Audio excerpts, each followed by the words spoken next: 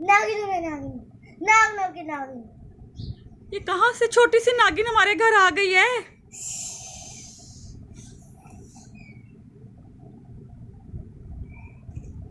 मेरा दशा पानी भी नहीं मांगता। मैं हूँ नागिन में नागिन, शेष नागिन। किसी को नहीं छोड़ूंगी मैं। मुझे ना कुछ सबको कहना मार भाई। डालूंगी। मुझे तो कुछ ना कहना भाई, मैंने तो आपको कुछ नहीं कहा। मैं सबको मार डालूंगी। किसी को नहीं छोड़ूंगी। ईशा किसी को नहीं। बस करो यार, इतनी एक्टिंग क्यों कर रही हो? कहाँ से सीख ली है ये नागिनों वाली? मम्मा, जो नागिन वाला ड्रामा लगता है ना, वो। अच्छा, आपने सीरियल से सीख भी लिया सब कुछ। मम्मा, आप मुझे अच्छी सी ना नागिन वाली स्टोरी सुनाओ। चलो ठीक है, मैं आपको सुनाती हूँ। मम्मा, जल्दी सुनाए, मुझे ज़्यादा नहीं हो रहा, लेकिन नई वाली होनी चाहिए। चलो ठीक है, मैं आपको नए वाली सुनाऊंगी। ओके। दोस्तों, ये कहानी एक नागिन की है। ये कहानी बहुत ही पुरस्कार और दिलकश है। बहुत पुराने ज़माने की बात है। हिमालय के पहाड़ के घने जंगलात के दरमियान एक खुफिया सल्तनत आबाद थी, जहाँ नाग और नागिनें रहती थीं। आम इंसान इनके वजूद से बेखबर थे, क्योंकि ये मखलूक जादुई मखलूक की ताकत रखती थी और जब चाहती इंसानों की शक्ल इख्तियार कर लेती। इस सुल्तनत के सबसे कीमती चीज़ नागमणि थी।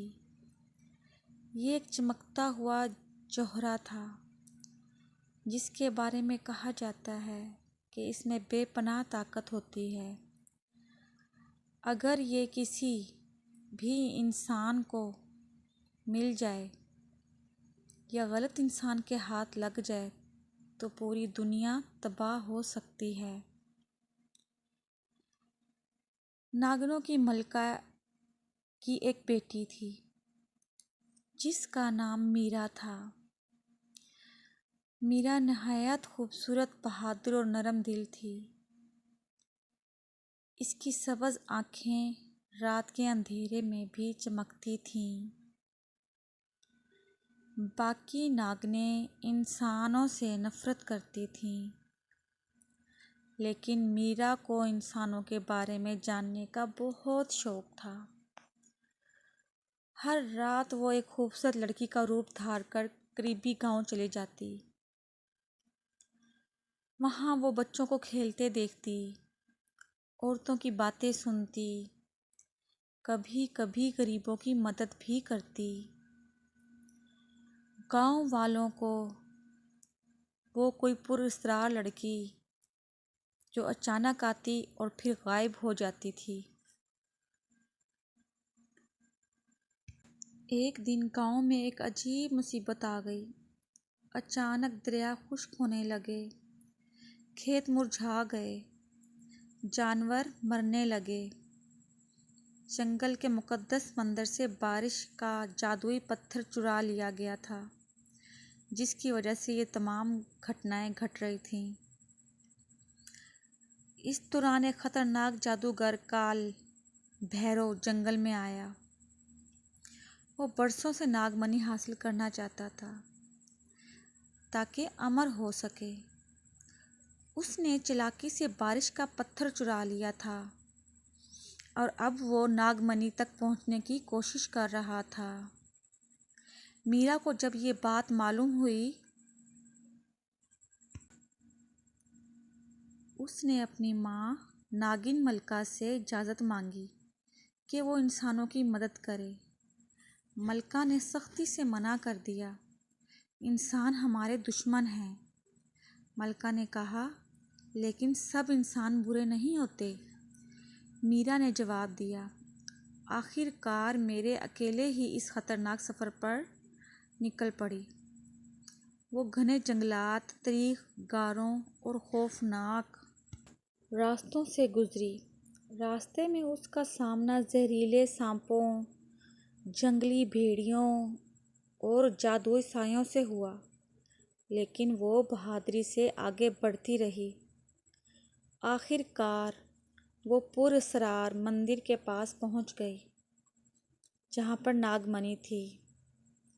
ये एक चमकता हुआ जहरा था, जिसके बारे में कहा जाता था कि इसमें बेपनाह ताकत है। सुनहरी रोशनी से चमकने लगा और उसकी आंखों में गुस्सा भड़क उठा। मंदिर की दीवारें कांपने लगीं। एक जबरदस्त जंग शुरू हुई। जादूगर आग के गोले फेंकता और मीरा अपनी ताकत से इन्हें रोक देती। कभी वो देवहैकल सांप बन जाती और कभी इंसान की शक्ल में तेजी से हमला करती। काफ़ी देर की लड़ाई के बाद जादूगर ने एक खतरनाक जादू किया, जिससे पूरा मंदिर गिरने लगा। मीरा जख्मी हो गई, लेकिन उसने हिम्मत नहीं हारी। उसने अपनी पूरी ताकत जमा की और नागमणि की रोशनी को पुकारा।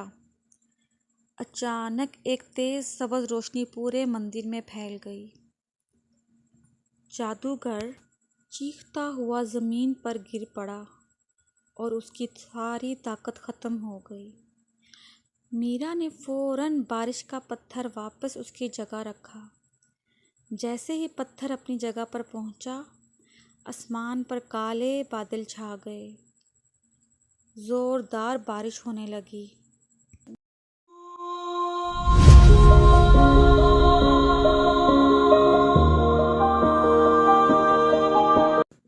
सूखे दरिया दोबारा बहने लगे। खेत सरसब्ज हो गए। गांव वाले खुशी से नाचने लगे। सब हैरान थे कि इन्हें किसने बचाया, मगर किसी को भी ये बात मालूम ना हो सकी। अगली रात एक बूढ़े शख्स ने जंगल के किनारे एक पुरस्कार लड़की को देखा। उसने मुस्कुराकर कहा, तुम कौन हो? मीरा हल्का सा मुस्कुराई और बोली, मैं सिर्फ जंगल की मुहाफिज हूँ। ये कहकर वो धुंध में गायब हो गई। तब से लोग आज भी नागिन रानी की कहानी सुनाते हैं, जो रात के अंधेरे में इंसानों की हिफाजत करती है और अपने राज हमेशा छुपा कर रखती है। तो दोस्तों, कैसी लगी आपको मेरी ये कहानी? अगर आपको हमारी ये कहानी पसंद आई हो तो सब्सक्राइब करें। आज तक के लिए अल्लाह हाफिज़। दोस्तों, ये कहानी एक नागिन की है। ये कहानी बहुत ही पुरस्कार और दिलकश है। बहुत पुराने ज़माने की बात है। हिमालय के पहाड़ के घने जंगलात के दरमियान एक खुफिया सल्तनत आबाद थी, जहाँ नाग और नागिनें रहती थीं। आम इंसान इनके वजूद से बेखबर थे, क्योंकि ये मखलूक जादुई मखलूक की ताकत रखती थी और जब चाहती इंसानों की शक्ल इख्तियार कर लेती। इस सुल्तनत के सबसे कीमती चीज़ नागमणि थी। ये एक चमकता हुआ जौहरा था, जिसके बारे में कहा जाता है कि इसमें बेपनाह ताकत होती है। अगर ये किसी भी इंसान को मिल जाए या गलत इंसान के हाथ लग जाए तो पूरी दुनिया तबाह हो सकती है। नागिनों की मलका की एक बेटी थी, जिसका नाम मीरा था। मीरा नहायत खूबसूरत, बहादुर और नरम दिल थी। इसकी सब्ज आँखें रात के अंधेरे में भी चमकती थीं। बाकी नागिनें इंसानों से नफरत करती थीं, लेकिन मीरा को इंसानों के बारे में जानने का बहुत शौक था। हर रात वो एक खूबसूरत लड़की का रूप धार कर करीबी गांव चली जाती वहाँ वो बच्चों को खेलते देखती, औरतों की बातें सुनती, कभी कभी गरीबों की मदद भी करती। गांव वालों को वो कोई पुरस्कार लड़की जो अचानक आती और फिर गायब हो जाती थी। एक दिन गांव में एक अजीब मुसीबत आ गई। अचानक दरिया खुश्क होने लगे, खेत मुरझा गए, जानवर मरने लगे। जंगल के मुकद्दस मंदिर से बारिश का जादुई पत्थर चुरा लिया गया था, जिसकी वजह से ये तमाम घटनाएं घट रही थीं। इस दौरान एक खतरनाक जादूगर काल भैरव जंगल में आया। वो बरसों से नागमणि हासिल करना चाहता था ताकि अमर हो सके। उसने चालाकी से बारिश का पत्थर चुरा लिया था और अब वो नागमणि तक पहुंचने की कोशिश कर रहा था। मीरा को जब ये बात मालूम हुई,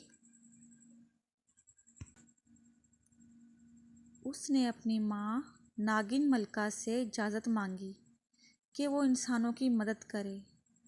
मलका ने सख्ती से मना कर दिया, इंसान हमारे दुश्मन हैं। मलका ने कहा, लेकिन सब इंसान बुरे नहीं होते। मीरा ने जवाब दिया, आखिरकार मेरे अकेले ही इस खतरनाक सफ़र पर निकल पड़ी। वो घने जंगलात, तरीख, गारों और खौफनाक रास्तों से गुजरी। रास्ते में उसका सामना जहरीले सांपों, जंगली भेड़ियों और जादुई सायों से हुआ, लेकिन वो बहादुरी से आगे बढ़ती रही। आखिरकार वो पुरअसरार मंदिर के पास पहुंच गई, जहां पर नागमणि थी। ये एक चमकता हुआ जहरा था, जिसके बारे में कहा जाता था कि इसमें बेपनाह ताकत है। सुनहरी रोशनी से चमकने लगा और उसकी आंखों में गुस्सा भड़क उठा। मंदिर की दीवारें कांपने लगीं। एक ज़बरदस्त जंग शुरू हुई। जादूगर आग के गोले फेंकता और मीरा अपनी ताकत से इन्हें रोक देती। कभी वो देवहैकल सांप बन जाती और कभी इंसान की शक्ल में तेज़ी से हमला करती। काफ़ी देर की लड़ाई के बाद जादूगर ने एक खतरनाक जादू किया, जिससे पूरा मंदिर गिरने लगा। मीरा ज़ख्मी हो गई, लेकिन उसने हिम्मत नहीं हारी। उसने अपनी पूरी ताकत जमा की और नागमणि की रोशनी को पुकारा। अचानक एक तेज सब्ज़ रोशनी पूरे मंदिर में फैल गई। जादूगर चीखता हुआ ज़मीन पर गिर पड़ा और उसकी सारी ताकत ख़त्म हो गई। मीरा ने फ़ौरन बारिश का पत्थर वापस उसकी जगह रखा। जैसे ही पत्थर अपनी जगह पर पहुंचा, आसमान पर काले बादल छा गए। ज़ोरदार बारिश होने लगी।